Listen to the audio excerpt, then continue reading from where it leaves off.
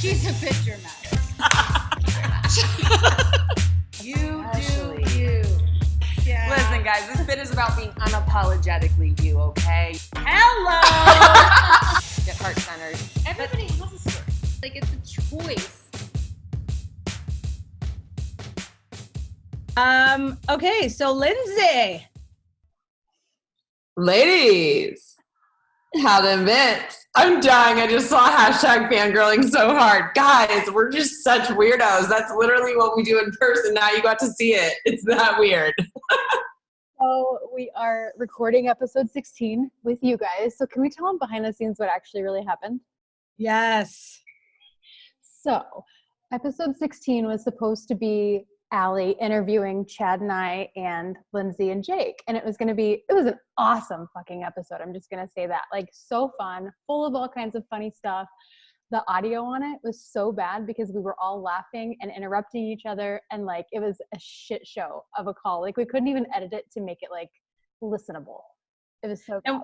Yeah, we really wanted to make it kind of like that sort of, how well do you know your partner, kind of a Q&A, and it spiraled and went sideways, and everybody was like yelling and talking over each other. And I went to edit and I said, I cannot use this. Like, we literally have 7 minutes of half decent audio. And Raina had the great idea. She's like, guys, why don't we do a live Q&A? And then people can just hop on if they want. And if not, and we'll use it and upload it tonight or tomorrow for a podcast. And so that's awesome. Thank you guys for showing up for the Lady Bits.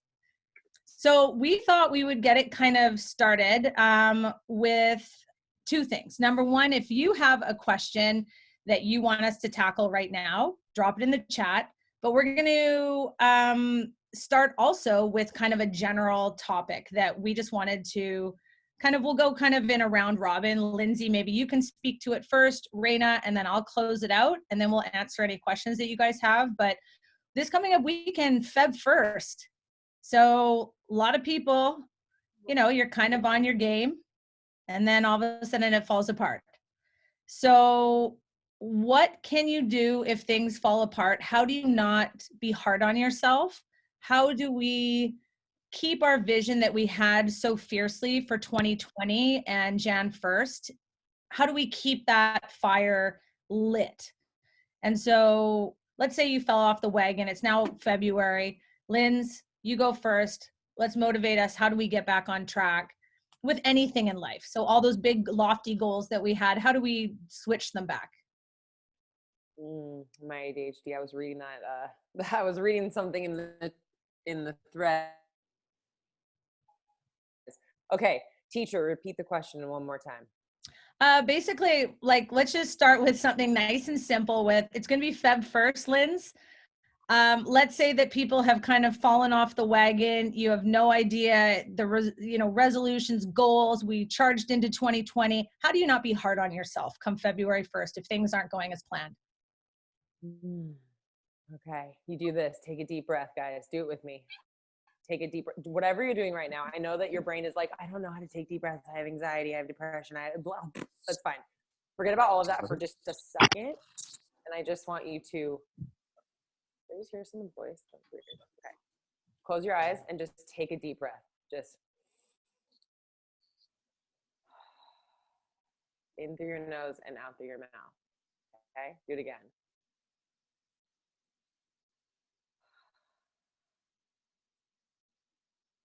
Just forgive yourself. Shit happens, guys. My grandfather used to wear a t-shirt that literally had it embroidered on it. Shit happens. I have no idea what happened to it. It got lost in the struggle of life, as things do. Shit happens. You can make the decision to recommit at any second. At any second, you can be like, okay, I got a little bit off track. This kind of sucks, but shit happens.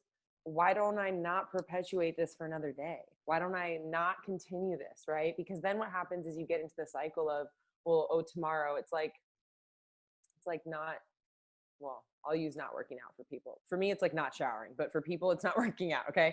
You don't do it for one day, right? Because you're like, whatever, life gets in the way, it gets in the way, okay? The next day, though, you think it's just one day. The next day, you're like, it's just one day. So like 2 days is not going to matter. It's literally a fucking science. Then you're like, oh, 2 days is not that big of a deal. And you keep doing this and you repeat the cycle, and then you beat yourself up over the fact it's literally like the premise of all, it is the root of all addiction. Okay. I know it firsthand. If you continue that cycle, then it will continue. Right. And you actually are strong enough. And I give you permission, okay, to forgive yourself. You are strong enough to stop that right now and be like, I don't really want to do that tomorrow. Doesn't mean you have to go balls to the wall tomorrow and like set yourself up for failure, because maybe you're not there yet, and that's okay. Baby steps, right? Tomorrow, if it was the working out thing, go for a little walk. Go for a 10-minute walk. You know, I'm the kind of person that I need the extreme, and I want the extreme, because that is what I know works best for me. So I would go and commit to a program and like make sure that I commit to that program and finish that program, because that's how I'm rewiring my brain, because I was a chronic quitter. That's how it works for me. If you know that you will quit because that's what you do, start small. Okay, you can always commit to a program later. You can. You guys, sorry. Thank you. No worries.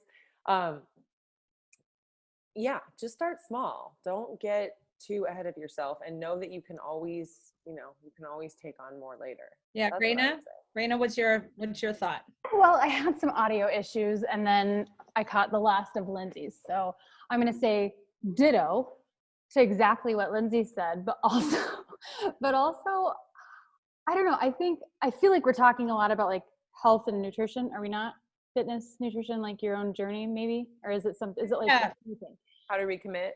Just how to track. How not to be hard on yourself. How not to, if you're, I mean, I think I shared this in my stories the other day because I was listening to this podcast, and he was talking a lot about like self-doubt and negative self-talk and things like that. And I shared in my story because like, as soon as I heard him say that, like he was using the example of people saying like, talking to themselves saying, like, God, you're so stupid and you're so fat and why are you dumb? And, all this negative self-talk. And I had to pause the podcast and listen to it again, and then pause it again and really think. And I'm like, you know what? I've never talked to myself like that.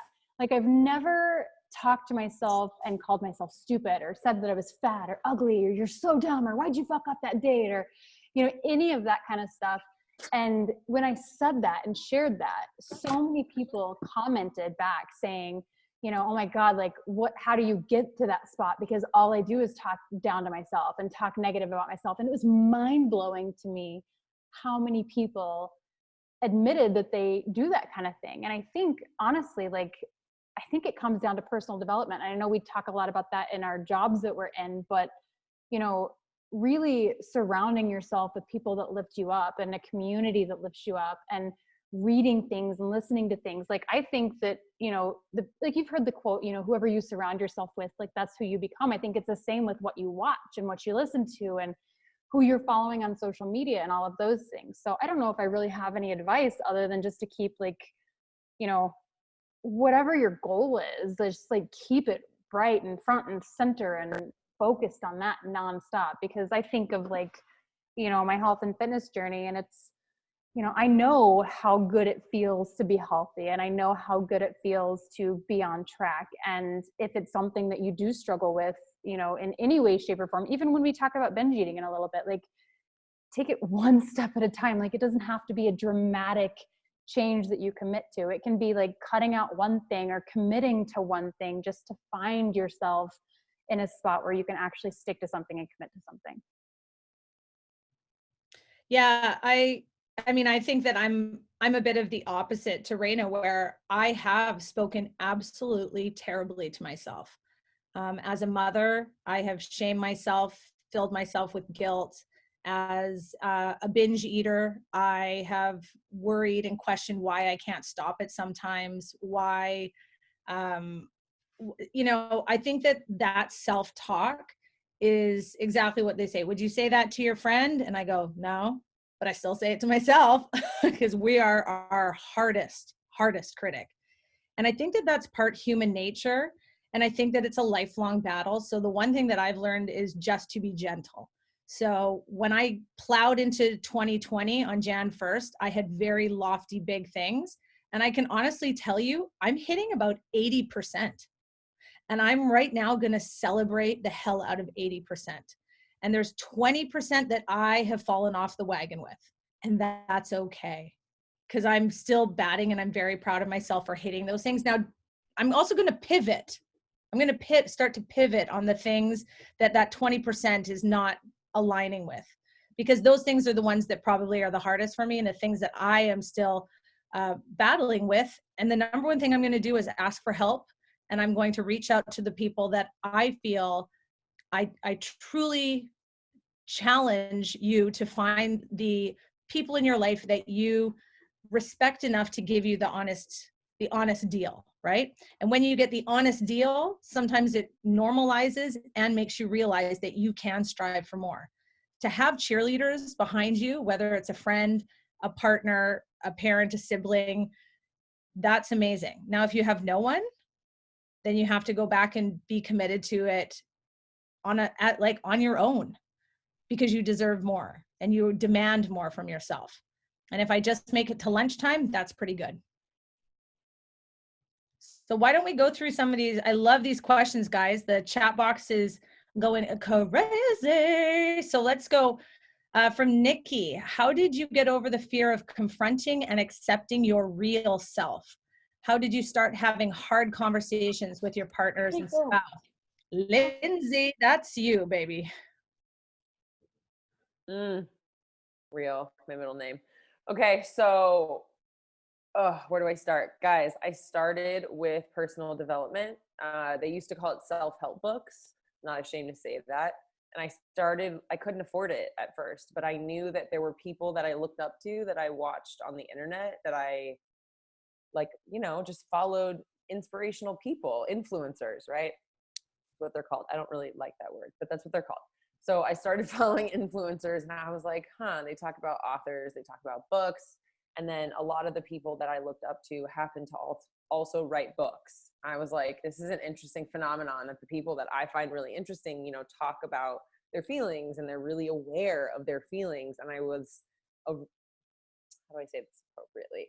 I was surrounded, within my own mind especially, but I was surrounded by people, places, and things that fostered a negative mentality, and a victim mentality, woe is me, and let me find a reason to complain instead of finding a solution, because there's always going to be a problem, man.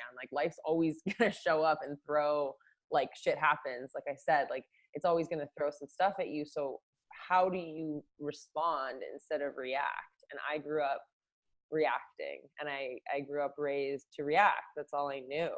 So it I forgot the question. Literally taking out. I don't remember what the question was. Teacher, one more time. Now you guys see how we're going right into we're going from the chat. We're going from the chat. How did you start having hard conversation with your partner? Boom. Honesty. Okay. What you just saw. Fucking gut level honesty and humility. I started looking at the people that I envied and noticing that they were humble as fuck. Humble pie, baby. That they were constantly on the internet being like, this is how I got here. This is why I do this. This is the reason that I do this, right? This is why I'm, in this line of work, or just explaining themselves, and not in a victim mindset, but in an empowering mindset, and in a, you could do this too. I'm a nobody. If you could go for your dreams too, why not you? Whatever your dreams are, they don't have to be what I'm doing. Instead of my whole life where I'd been told that I had to fit into this mold and I had to fit into this box, and I gave up drugs and alcohol when I was 19. And so I believed that I had to live a certain life that looked a certain way. And I subscribed to that for a long time until I started, what I said, being honest and realizing that so much of the anxiety and the just constant, the constant state of panic, what I had you guys do, take a deep breath. If you are a person, and I'm not saying this, I'm saying this out of love, please hear me. If you're a person that could not take a deep breath, I need you to know that it's because you're unwilling to. And that's okay. So was I. I was unwilling to give myself free space to be vulnerable. And I have chills saying it because it's the most terrifying space. Being vulnerable with strangers on the internet is not hard. Being vulnerable in a fucking mirror, looking at yourself naked, going, okay, I have a scar there because of this, right? A lot of the scars on my body are trauma based. They are sexual trauma based. They are from being kidnapped. They are from really fucked up things, guys. And I looked at those for probably 6 months straight, every single day in the mirror, and said something positive about those parts of my scalp because I had a shaved head and now I could see every single scar and dent. I said to every single stretch mark on my body, to every single, you know, everything, guys. Like, I looked at my body in a vessel that I used to pick apart so often because I was the opposite of Raina. All day, it was like, it didn't matter what somebody else said to me. It didn't matter what a hater said to me or what my family said about me. I myself apart 24/7. 24/7, it was like, you're not good enough.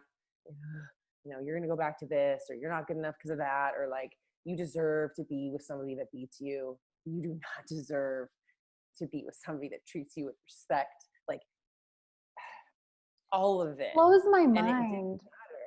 It blows my mind that people talk to themselves like that. Mm-hmm. Like, it's shocking. I'm watched still it. in shock. We saw it somewhere. It's We crazy. grew up seeing it. Yeah. And we think that it's okay. And so my mom still does that stuff. My mom still says things, and I'm like, holy shit. Like, this woman survived cancer 3 times. Like, you're the baddest bitch on earth. What are you talking about? Like, and instead of getting frustrated like I used to, I now empower her and I say, hey, you're the baddest bitch on earth. What the fuck are you talking about? Right? Like, because I want her to know that she is, and I want her to know that, like, she raised something and it's strong as fuck. Well, So Raina, have honest conversations, guys, Yeah. with yourself. And so, Raina, maybe you could just chime in too, being someone who has had to have multiple hard conversations with your partner. But that's the only part of the question that I'm like confused on. Like, the first part of the question, I'm like, yeah, I can answer that. And I think we've talked about that in podcasts and stuff like that, you know, just about like finding myself and traveling and everything that I did to like accept who I really was and the toxicity that I had to remove from my life. But what do you mean by like hard conversations with your spouse? Like what? That's what I'm confused on. Like, I don't know that. I mean, and which spouse? Can we just clarify that? The ex or the current? Like, what do I want to talk about? Yeah. And do you guys mean like alternative relationship? Like, where are we going with this? Hold on. I don't know that it's alternative relationships that everybody's. That's why I'm like, what hard conversations with your partner about what? Like what?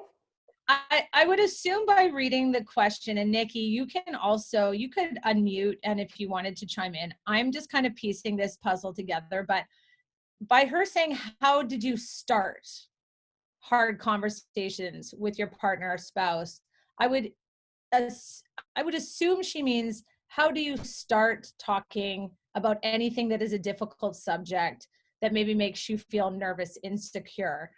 I will give you an example. I discussed and had a huge conversation with my husband that I'm a binge eater. That is a hard conversation to have. And I felt incredibly vulnerable, felt like maybe he wouldn't love me, he would judge me. I told him my secret eating spot. I told him like everything. Like, I vomited all my stuff because I wanted him to know. And so when we're saying, how did you have hard conversations? I'm just kind of tuning into her words start. Like, how do you guys find the courage to start any conversation with your partner where you're worried about being judged? That's a good question, because I have to admit that I read that and then I hear Lindsay describe it and I immediately think like confrontation. And when I am approached or need to have some sort of confrontation, I'm like, never mind, I don't have any issues. You know what I mean? Like, I hate confrontation. So I don't know that I'm the best person to speak on this, because I mean, literally every time that I would need to like say something or have a hard conversation, this is why I think I got so sick, is because I hold everything inside. I don't share my feelings. I don't talk about my feelings. Are we going to do a bit of tea after this, by the way? We should. Yeah. I just don't, I'm not that person. And I guess, and it could be the way I was raised, like nobody really talked about their feelings or shared anything. So I am constantly someone to hold something in. Oh, if it does come out, I'm trying to mute everybody as it like pops up. If it does turn into a situation where I have to say something, I cry immediately. I'm in tears, like, because the pressure and the stress of like confrontation just immediately brings out like not sadness, but just this like anxiety that like sparks all kinds of fear and stuff like that. But I'm getting better at it. I think I learned with the first husband, and now that that's gone and I learned my lesson, I'm getting better at communication, but it's still something. I mean, like Chad and I have had many arguments where it's just miscommunication. You know what I mean? Where I just say something and he takes it one way and I meant the other thing, or vice versa. And I think it's just human nature, but I'm getting better at the communication side of things. So I'm going to pass on the rest of that question. Well, let's go on to another one. There was a couple of other really good ones, and I think two girls definitely started talking and, you know, talked about binge eating. I mean, I could. Wait. I have to address this. We have to. I think all three of us. This changed my relationship, so I need to say this to the person that just messaged this, please. And I'm so fucking glad that you wrote this. Before Jake and I decided to have like our open discussion about everything, right? Used to say to him on like a Monday, hey, I need to talk to you about something. When things are like, you know, chill. And he would be like, yeah, I like live with you and you're a fucking cyclone and things are never chill. So let's talk now. But I would be like, no, I'm not ready when things are chill for me. And then I would like fuck him up for like 2 days, but I would be fine because I would be like, yeah, I'm gonna talk to him on Wednesday. So I would just compartmentalize. And then I did not know until we finally sat down for like 7 hours and hashed some things out that apparently is like a thing that women do to men that really bothers them and really fucks with them. So heads up, don't fuck with your partner because it's not cool either. Because if they came to you and they were like, hey, I'm going to talk to you about something tomorrow, you'd be like, what the fuck you are? You're not leaving that chair till I hear everything you got to say. Okay, so like you need to get yourself to a space where you're chill before you talk to that person. Okay, whatever that means, whether you in the bathroom, hyperventilate if you need to, get yourself chill. Okay, smoke, what I do, what a lot of people do. I'm not like condoning, but like I'm just saying that's what I do. Okay, 18 and over, I think, right? California, whatever, it doesn't matter. Just be an adult. Okay, go to your partner and ask yourself if you want to be in this partnership and tell that person, hey, I want to talk to you about something. You got time right now? And if they're like, no, I don't have time right now, let them tell you when they have time. With and you're like, hey, I really want to talk to you about something, you know, and don't be a dick and do it when they're leaving for work because that's not cool. But like in the, you know, like, you know, okay, sit down and have an adult conversation. That's what I meant about have honest conversations, like with yourself. Don't be a dick and sit down and have the honest conversation and know it's going to suck. And if you guys are meant to be together or you want to work through whatever it is that's there, you'll do it. And if not, you won't. And that's the reality. That's my piece. I love it. I love it. I think it all boils down to communication. That's what all three of us are saying is communication takes vulnerability. Vulnerability means you got to step into your own space, right? You got to be able to own exactly what you're going to say and be bold enough to say it to the person that you think deserves to hear those things. And let's just go back because we want to definitely address how do you move through binge eating? Why don't you talk about that? Well, I will because I'm still in it. But that's where I said for January 1st, my 80% includes that. Like I'm doing very well, and that's number one on my list was something that I'm trying to control. And then just being gentle with myself, because I think that if you use food or alcohol or anything else to supplement feelings, it's because it's just really hard to address those feelings. So for me, it's identifying why I do that, when I do it, and then trying to find something else to help with those emotions. So for me, It's when I get overly stressed, anxiety, worked up as a mother, trying to juggle a bunch of things, and I just need that serotonin hit, or I feel I need to control. So when I feel out of control, that's where I like to drink and eat. And I like to do it in mass amounts. And I do not have an off switch, and I don't care. And I just give her. And then I feel really good after. I don't. Oh, do you No. for 14 For hairs a the second? 14 seconds, I feel really good, and then I don't. And so for me, it's just really being honest. Do you know how hard it is to have two friends like Raina and Lindsay, and then to say, this is what I battle with? And here's what I'm talking about. Know who you surround yourself, because neither of them were going to let me live a life less than what I deserve. And so when you can be vulnerable with women, partners, sisters, anybody, and they uphold the standard, you then want to strive. You want to run. If you don't have that person, then you have to be it for yourself. I understand that, but you know what? I'm just saying, own your behavior. I think binge eating, I'm just going to say that it is usually in the closet. It's something that people don't talk about. It's something you do hidden and in secrecy. And if you keep anything a secret, it just wins. So I blew the lid off that one. I think more people struggle with this than we realize, because, you know, we talk to people every single day, and, you know, being in a health and fitness business, it's like all I hear. Every time I send an application or, you know, talk to somebody, it's always that they are struggling with binge eating and munching at night and all of those things. And I've been there. And I think that that's why I can relate so much, is just because, you know, I mean, I remember when my ex-husband would like leave the house and I would run to the kitchen, grab any kind of cereal that we had, because cereal was my vice. And I would make, I mean, we got like cereal bowls, not like these little bitch bowls, but like cereal bowls, you know what I mean? And I would fill the cereal, fill the milk, have a heaping bowl of cereal, stand by the window, watching out the window to make sure he wasn't like driving back up. And I'd eat as many bowls as I would eat it until it literally was up to here. Like, and it was because I felt so empty and I just needed something. I needed anything to make me feel good. You know what I mean? Being in such a shitty situation. So one, my advice would be to remove yourself from any situation that is triggering any of this, right? Whether it be a relationship or just, you know, I even today, I'm completely over this, but there are times when I sit on the couch and no one's home, or Chad's working and the girls are sleeping, and, you know, I'll turn on the TV and I'm like, okay, I need something.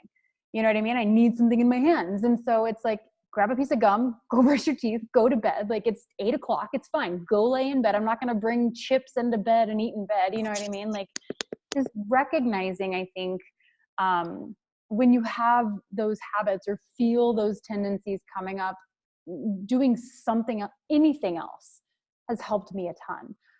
And honestly, not to like recap every fucking podcast we've ever done, but having a plan to follow helps me so much. Guys, intermittent fasting, if you don't do intermittent fasting, helps me so much. You know, eating tons of food in such a small time frame, you know, by 8 o'clock, I don't want to fucking eat anything. I'm so full.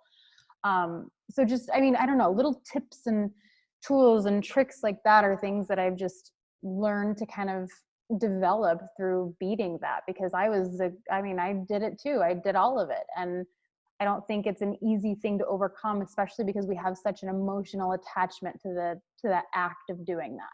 You know what I mean? Oh, it's 100% emotional. Yeah. Like, it is 110% emotional. You know, it took you. I think I said it on our podcast. I think I've said it multiple times on my social media. But yeah, guys, all it takes is one person in your life to like make a difference. And I mean, obviously, Allie, you have to. I'm not going to leave you out there. But it's different. Like, Raina has an ostomy and basically said, you know, you don't eat like that's your worst fear. Because I was like, that's my worst fear.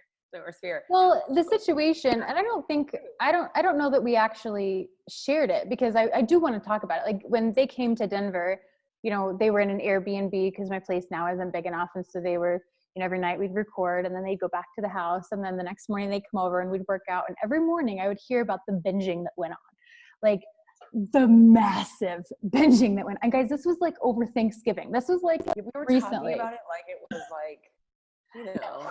like, Because the last let's also preface it that Linz and I shared a bed. It was dark, guys. It was It was a dark time for Lindsay and I. It was a dark time. Lindsay and I wake up. I'm not gonna bring chips into the bed, and I'm like, what? That's an appetizer. Not anymore, but it was.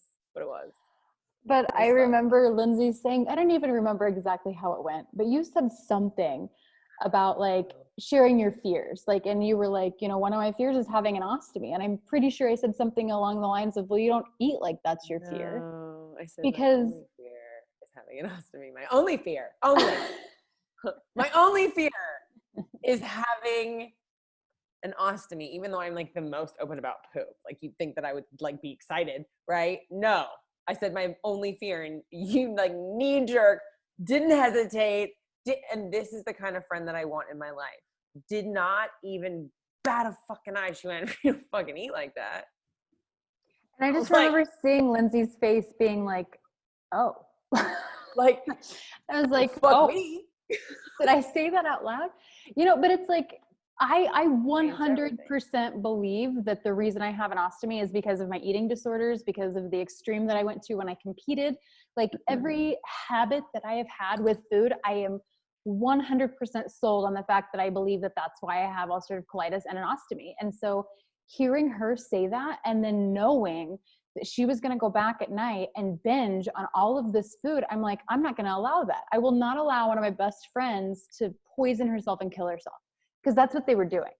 And I'll say that because they were both struggling with it. And so it was like in between recording podcast episodes where we're just like, it was an intervention for sure. An intervention. We had a massive intervention. But here's the other thing, ladies, is really know your friends, because very easily Lindsay and I could have got our panties in a knot and been like, wow, Raina, oh, thanks for speaking. Like, do you know what I mean? Yeah. Like without those self-help books. Yes, we are scared to tell each other the truth. Yeah. And Raina did it to Lindsay and I in a very non-gentle, but it wasn't a gentle subject. And it could have been taken any which way, but Lindsay and I both looked at each other, and, guys, behind the scenes, the three of us laugh a lot, but we are deeply bonded because we cry a lot together. This has been so therapeutic for the three of us. But it's also for us to learn to share with you, right? Like, if we can be those friends and say, hey, put it down because you are literally killing yourself. And, we can giggle at those nights, Lindsay and I in that bed together, covered in wrappers. But the reality was Raina did have a pretty big intervention. And so, if we can be that voice for you and to drop back to binge eating, no, sorry, stop it. You have to. Your life depends on everything. I mean, I've literally binged one time since coming back, and like in full transparency, the time that I binged, it was like in my mind, I justified it because I'm like, oh, it was a small binge. Okay, so directly the next morning, I was on the toilet the way that I used to be all the time, and my stomach was super bloated that whole day, and I just felt like shit. And I was like, oh, literally sitting on the toilet having an epiphany, like, this is why people have Crohn's disease. And I really believe that I'm not like a fucking doctor, and I'm not going to claim that like that's what Crohn's is, whatever. What I'm going to say is when I ate like shit, I felt like shit. And when I truly followed a plan that I don't want to follow a plan, okay? Like I want to eat crap. Like I'm a stoner. Like I want to eat crap, okay? And I'm lazy, so I want to eat crap. But I have fucking Crohn's disease, so I don't get to eat crap. And I can't reverse that. And I may have caused it, but who really cares? This is how I view my trauma too, guys. Like who really gives a shit how it got to be? It is there. Why would I make it worse? Why would I continue to poison myself? I now am off all my meds, right? Committing to like a plan, whatever that looks like for you. You have to try a bunch, because I tried a million until I found what worked for me.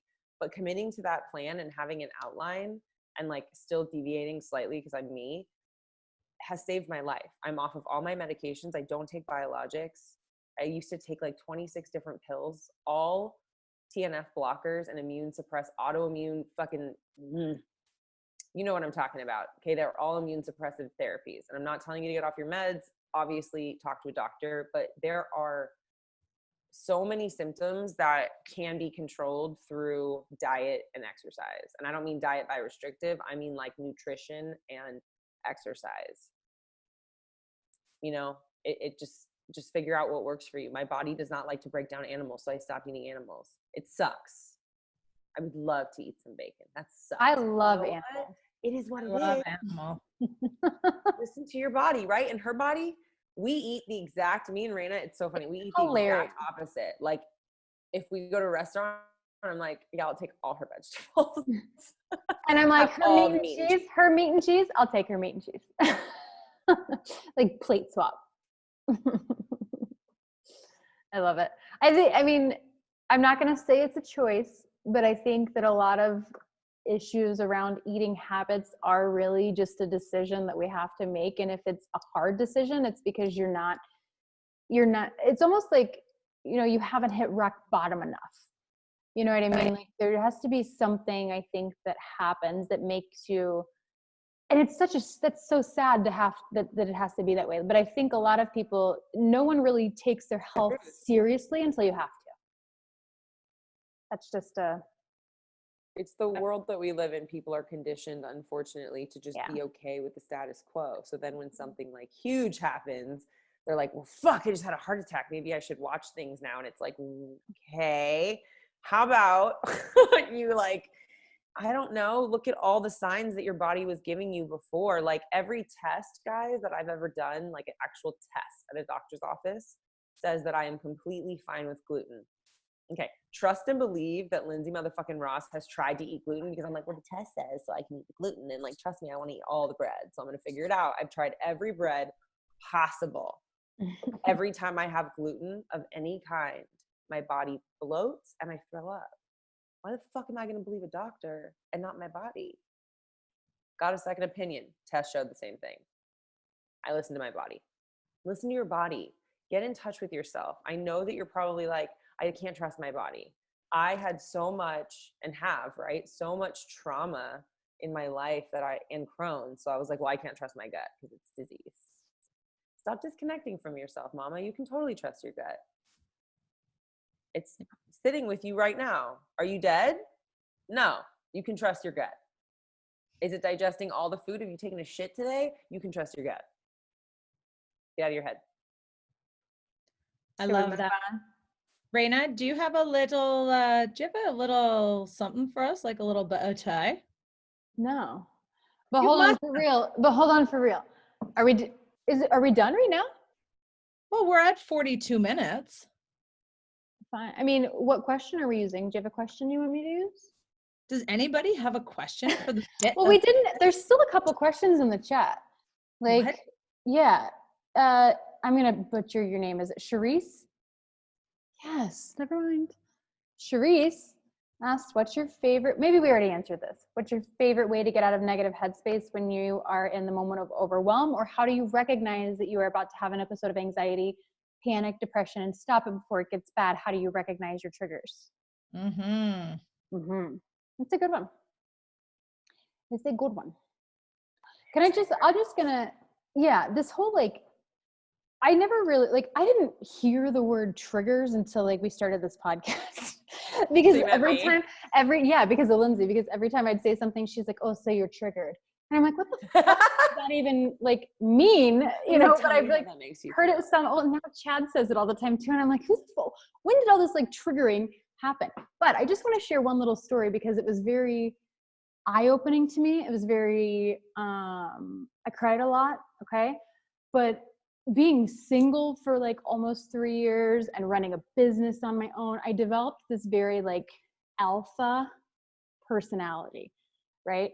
And we actually talk about that. I don't think it's out yet, the alpha one yet. Podcast. We have a whole episode on it. But I remember like just, you know, when I started dating, now I'm like this woman who is this very alpha personality, and I like start to date this awesome, super nice, humble man, right? And so it's been a learning curve as far as really controlling that and recognizing my triggers, because it was, I don't even remember what the fight started about or what the argument, it wasn't really a fight, it was an argument started about, but he said something to me and I had to like, in my mind, I had to like jump at it and be like, no, that's not correct. Like with that attitude, you know what I mean? Like that alpha, like shut the fuck, like that's not how it is. And you're not gonna, like that kind of attitude I had. And he was like, whoa.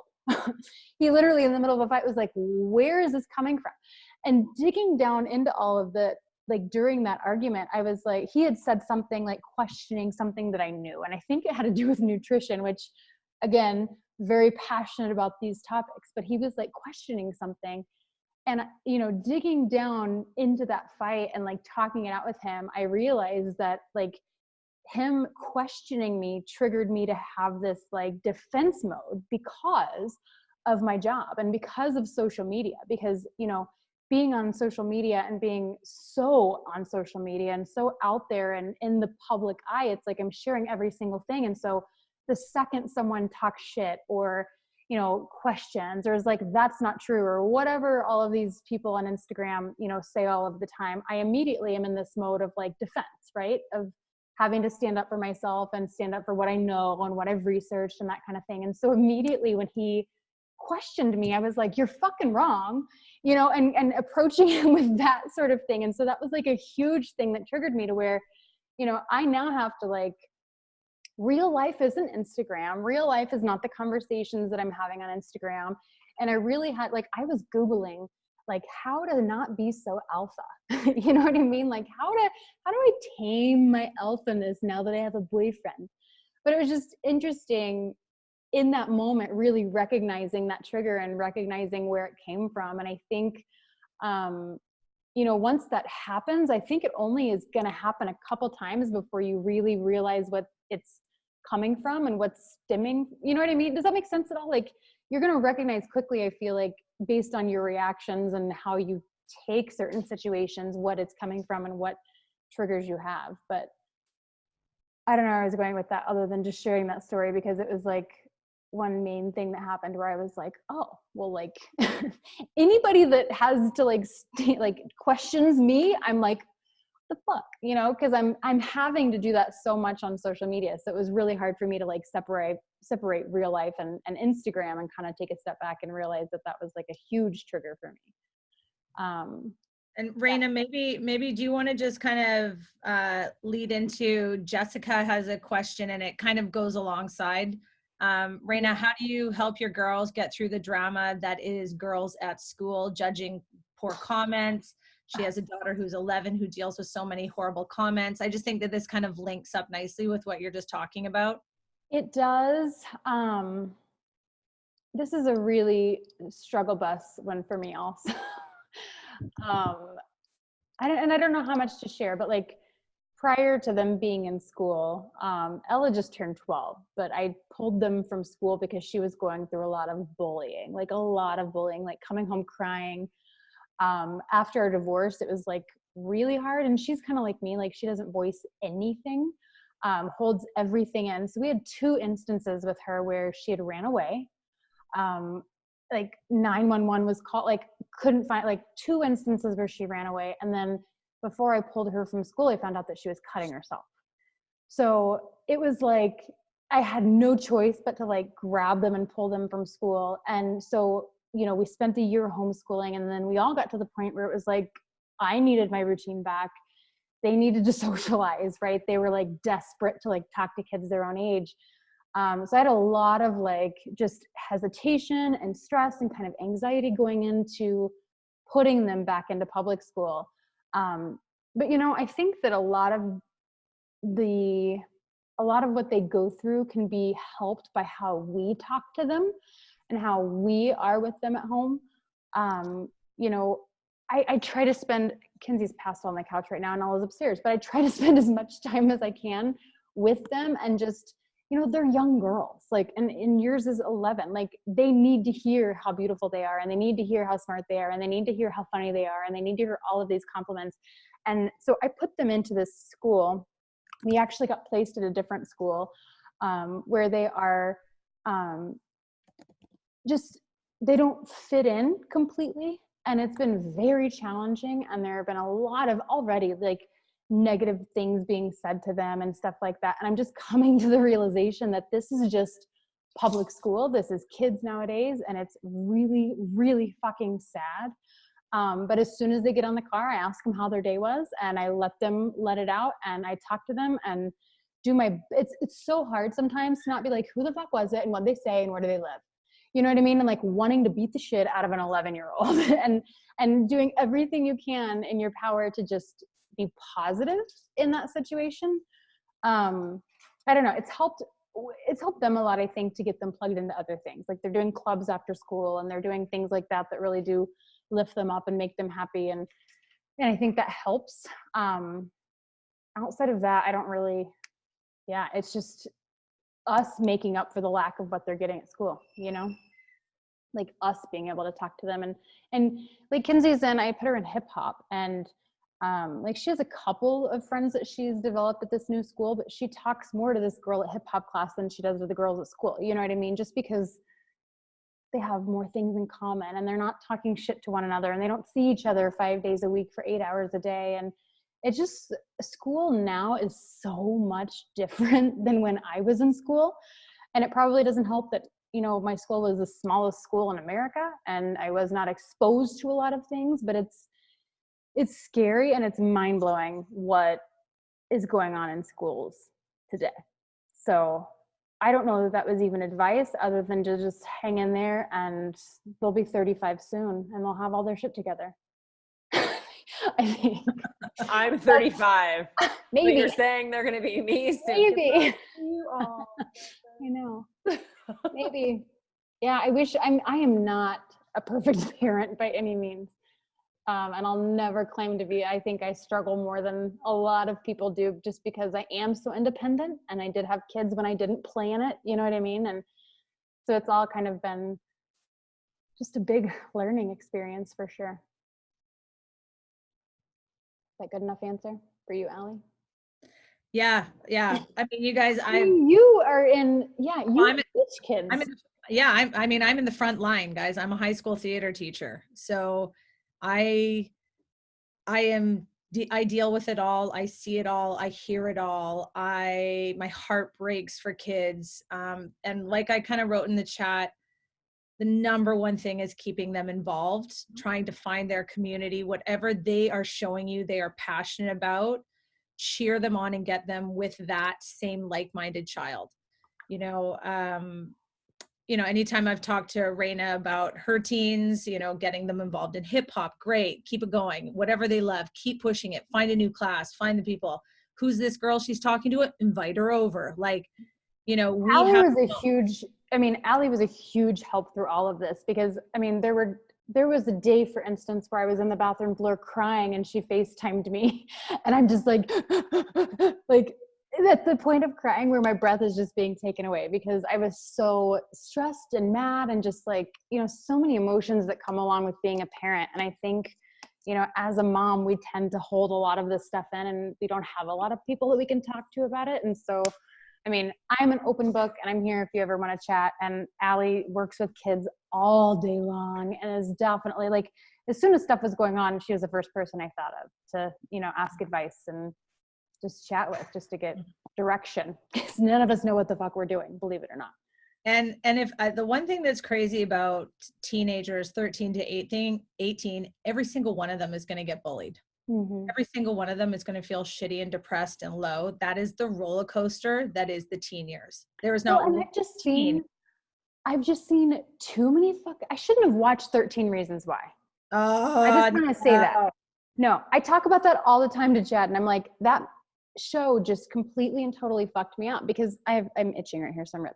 But as soon as she came home and even Kinsey's been dealing with stuff at this school, not even Ella. Ella was at the last school and Kinsey's at this school, and it's just roles are reversed. And so as soon as Kinsey comes home talking about these girls that are calling her racist and shit, I'm just fucking tell them you're not. And she's like, Mom, if I tell them I'm not, then they're going to want to fight me. That's me coming back at them and they're going to want to fight. And I'm like, I've just watched so many shows where I'm like, if people start touching you or bullying you or doing anything, like, you tell me and I will fuck them all. You know what I mean? It's just, I'm too aware, I think, of the reality of schooling, the school system today. I don't know.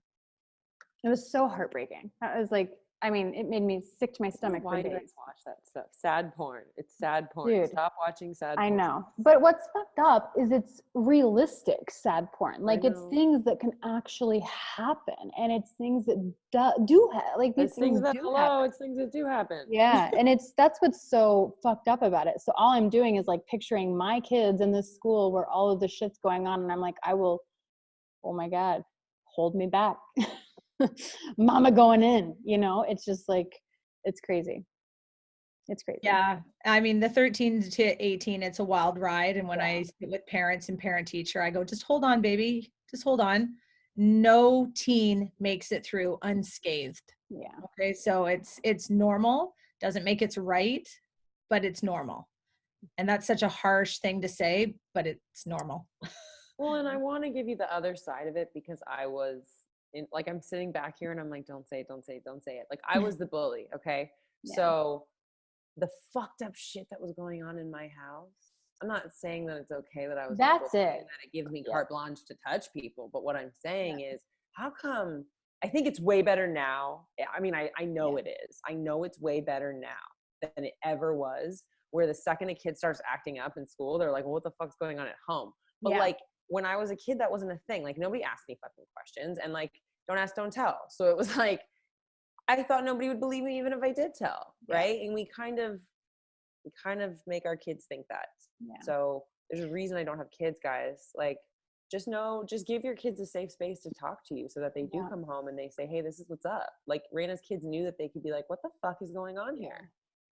Well, and I think, like, I'm very quick to explain to them, like, and Chad being this, like, quiet, like, centered, like, no emotion, whatever, like, in a conversation, he's like, you don't know what their home life looks like. Like, they could be going to school and it's like the only positive experience that they get to witness. And also, like, just, they're not growing up like my kids are, you know what I mean? Like, they have completely and totally different lives. And so as soon as Kinsey or Ellie gets in the car and they start talking about these things, I'm very quick to be like, listen, you don't know what's going on at home.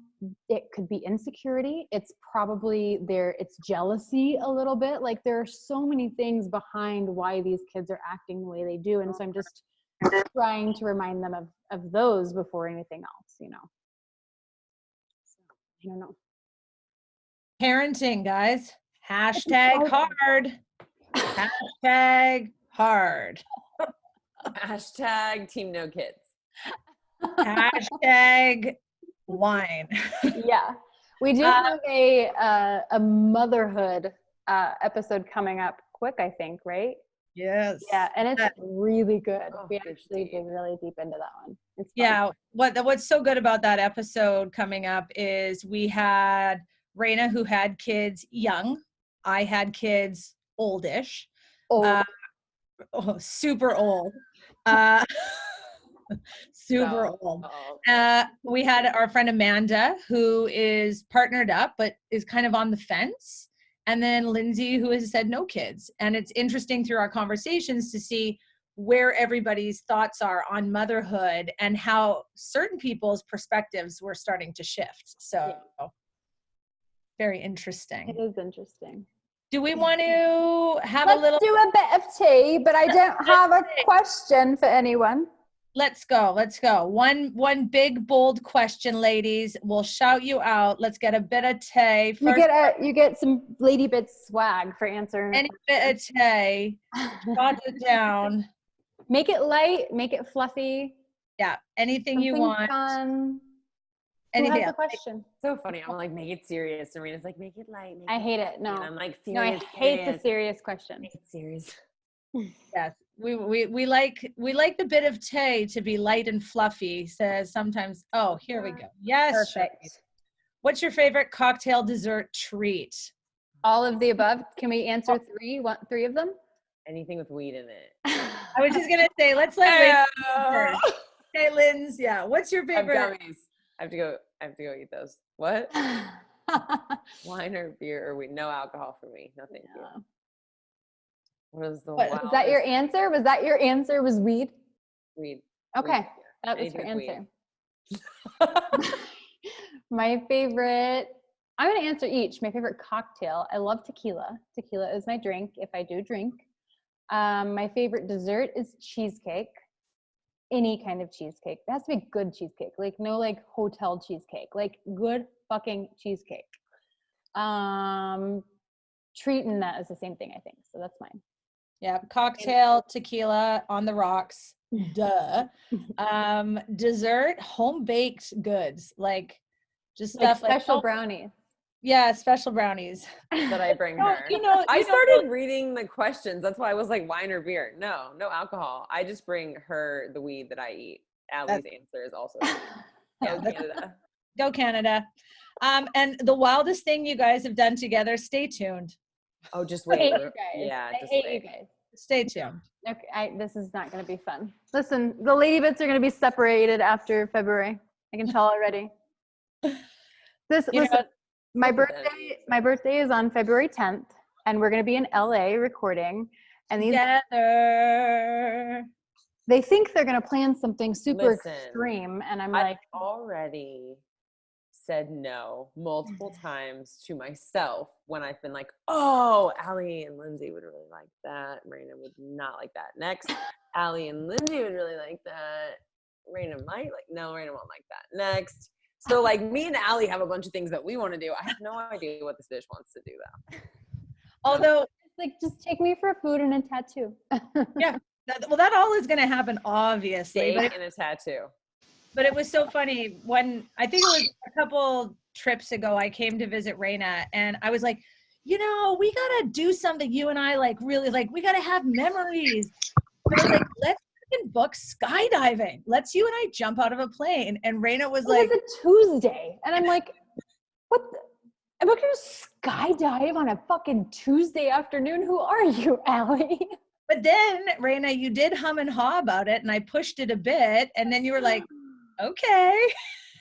We didn't, by the way. We didn't, but you know, yeah. Who knows? We'll see. We'll see what wild adventures, the wildest things we've done together. We just, you know what, guys, we're very simple girls. We love to have a good time, good laugh. We're very fortunate. I think the best of our times are spent in a circle with snacks and weed and just laughing. In a circle. Yeah, like that 70s show. In a circle with weed. Think of that. Yeah.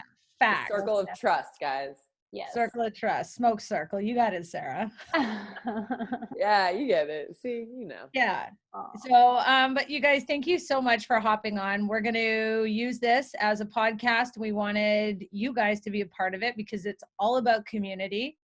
Going back to, you know, discussions about high schoolers, whether you need to be vulnerable, whatever it is, community, connection. Like that is it. So that is what our driving force is behind Lady Bits. And we would love you guys to tune in every single week.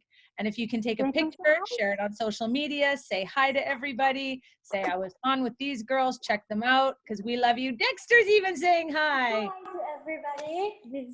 Oh, dogs connect. Yay. Oh, the baby. I love this. They have the same type of face. Hey, it's a girlfriend or a boyfriend. Okay. Now they're all shy. They're like, oh, do you see what our mothers are doing? I guarantee you both of them just looked at the screen and went, yeah, you fucking kidding me?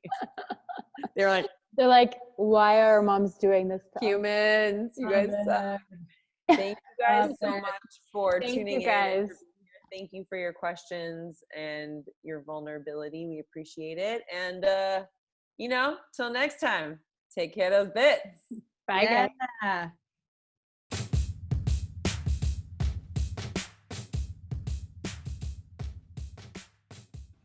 Hey Lady Bits, thanks again for tuning in and listening to our podcast.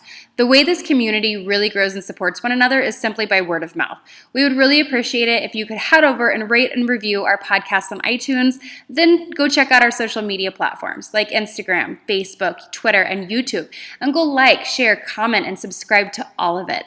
This community is really to support women, educate women, and also just to help you find your voice. So until next time, take care of the bits you've got.